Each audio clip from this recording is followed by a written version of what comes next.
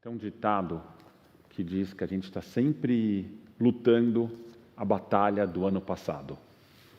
Como se a vida fosse um longo videogame. A gente vive identificando padrões e atuando de acordo com o que a gente aprendeu nas nossas experiências passadas. As eleições nos Estados Unidos, as eleições desse ano, são um bom exemplo disso. Depois de preverem a vitória de Hillary Clinton em 2016, os institutos de pesquisa se adequaram para não repetir os mesmos erros, corrigiram a amostragem para incluir o nível de instrução e recalibraram os pesos da amostra. E mesmo assim, erraram feio nas eleições da semana passada. Previram vitórias avassaladoras dos democratas, tanto para a presidência quanto para a Câmara e para o Senado.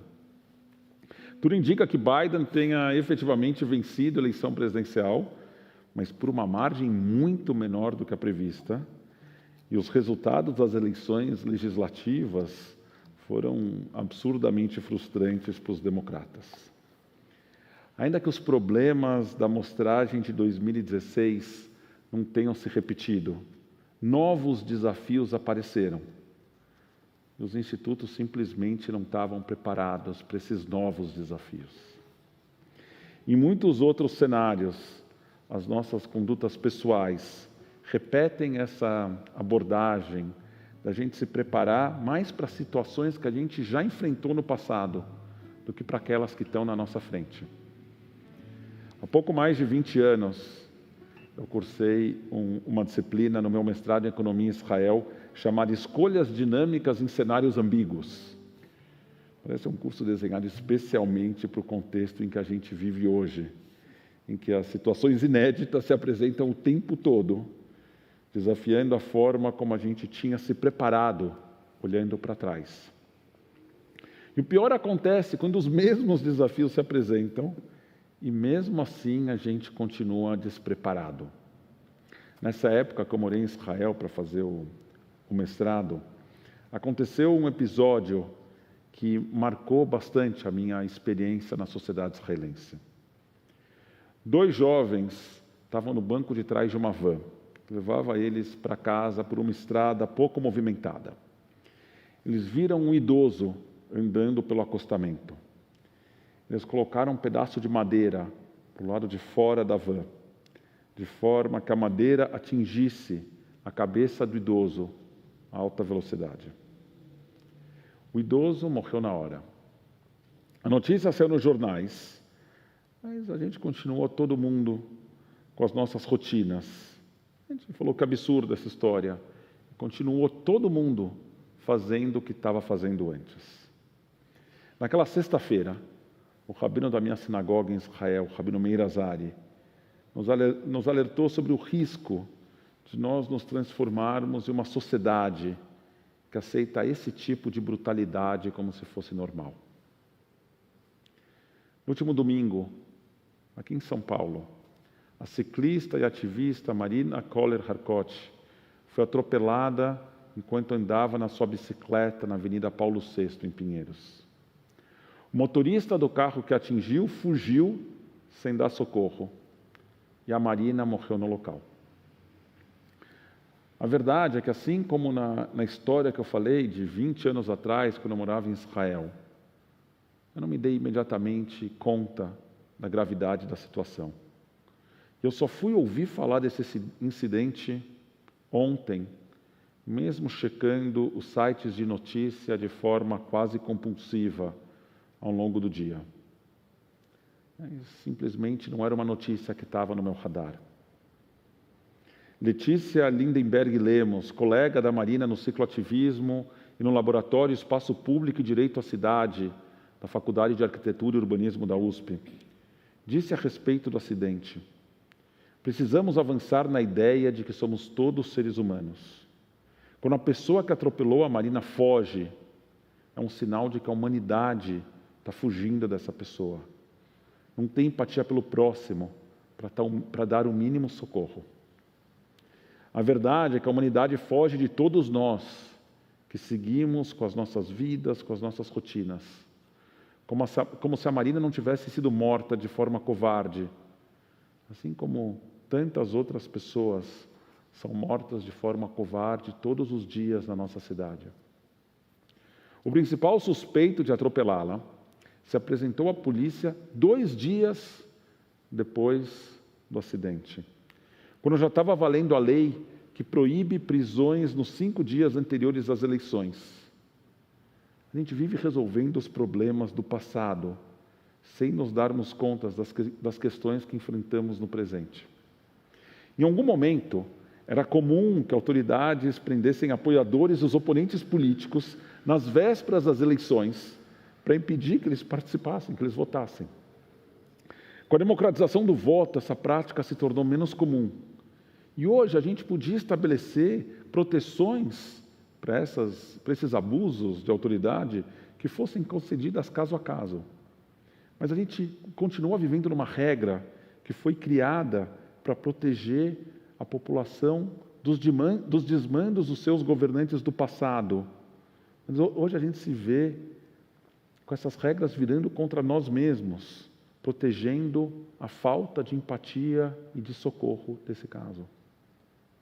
Na paraxá dessa semana, após a morte de Sará, Abraão trata da compra de Me'arat HaMachpelah, a caverna em que ela e depois o resto da família será enterrada. Na negociação entre Abraão e Efron, o hitita, a quem a caverna originalmente pertencia, Abraão diz: Natativ kesev hasadeh, kach mimeni ve'ekberá et meti shama. Eu te dei o dinheiro pelo campo, tome de mim e eu enterrarei minha falecida lá. Presta atenção nessa expressão, kach mimeni, tome o dinheiro de mim.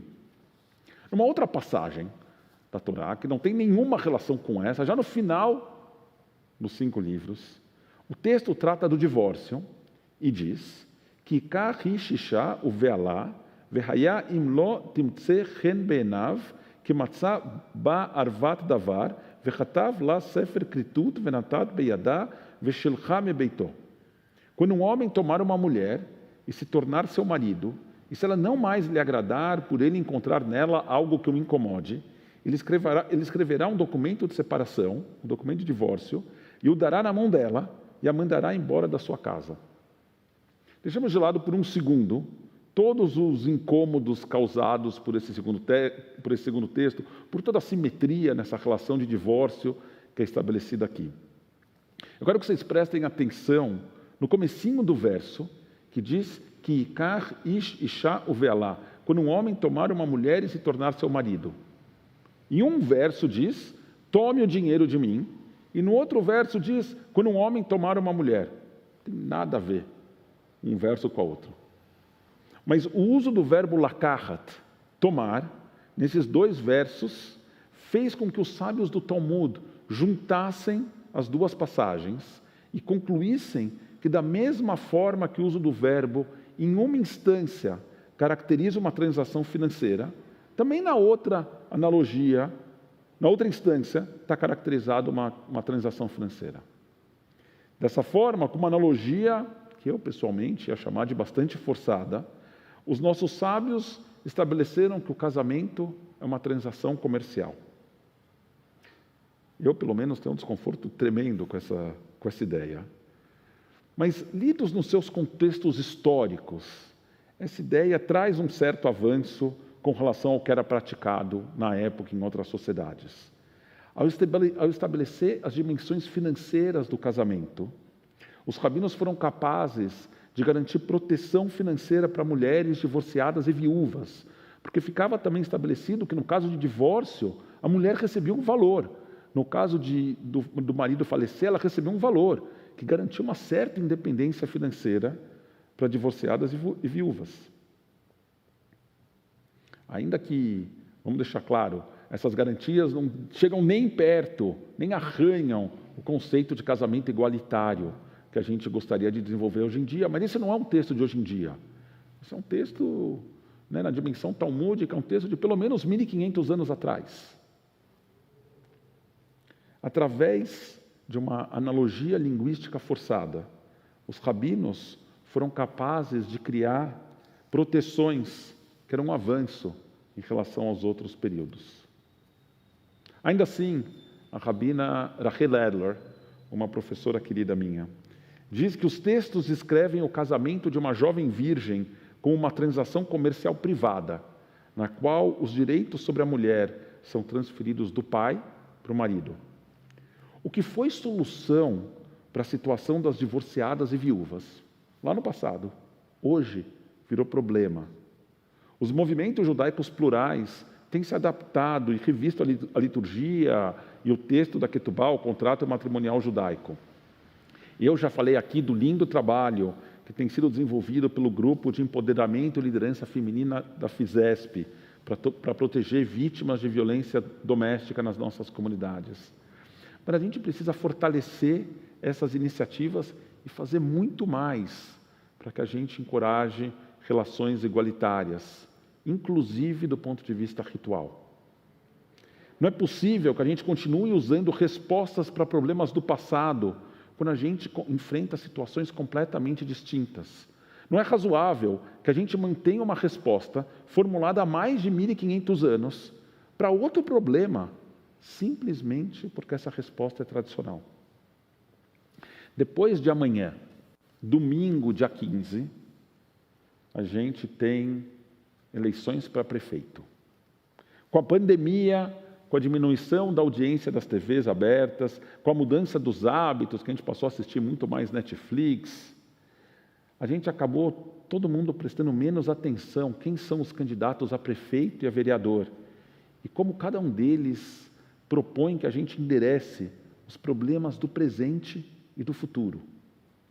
A Covid criou novos desafios para a cidade de São Paulo, explicitando, entre outras coisas, o vergonhoso abismo na qualidade dos serviços públicos entre aqueles que vivem na região central da cidade e quem vive nas periferias. Que respostas apresentadas pelos candidatos e candidatas têm o potencial de ajudar a criar uma cidade mais humana, mais solidária e mais justa? Entidades judaicas como a FISESP e o Observatório Judaico dos Direitos Humanos no Brasil entrevistaram candidatos e dão para a gente uma ótima oportunidade da gente se informar antes das eleições. É fundamental que a gente saia da nossa inércia, que a gente enfrente os problemas de hoje, de cada uma das cidades em que a gente mora, com coragem, com criatividade, com honestidade e com justiça. Shabbat Shalom.